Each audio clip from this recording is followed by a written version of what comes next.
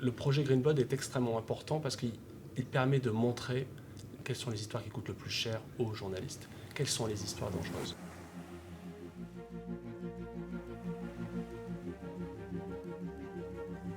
On est loin d'imaginer, souvent dans notre quotidien, que des histoires, des enquêtes sur le trafic de déchets toxiques, des enquêtes sur l'industrie minière et les pollutions causées par cette même industrie peuvent coûter des vies.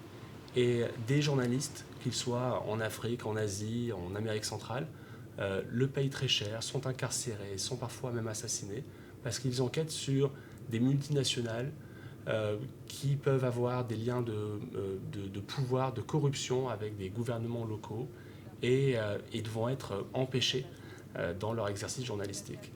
Jagandra écrivait sur le système de corruption qu'il avait mis en place.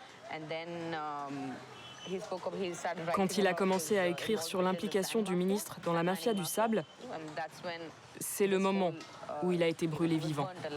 Et ce qu'on voulait montrer à travers le projet Green Blood, qui est un projet encore une fois collaboratif, qui a impliqué un grand nombre d'organisations de presse dans le monde, c'était de montrer aussi que ce qui se passe au fin fond de l'Inde, dans le Tamil Nadu ou dans l'Uttar Pradesh ou en Tanzanie ou Guatemala, c'est pas seulement une histoire tanzanienne, c'est pas seulement une histoire indienne, parce que ce sable indien qui est trafiqué, qui a été prélevé illégalement sur des plages, dans des rivières, finit ensuite à Paris, à New York et ailleurs.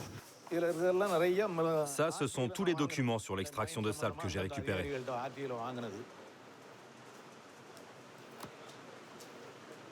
Et voici la liste des exportations. Dans ce CD, il y a les pays, les entreprises qui ont acheté les minerais. Vous avez tout.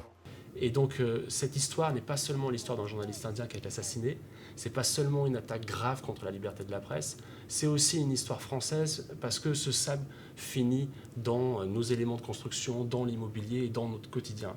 Donc les crimes environnementaux, c'est toujours des crimes qui ont à voir avec notre quotidien.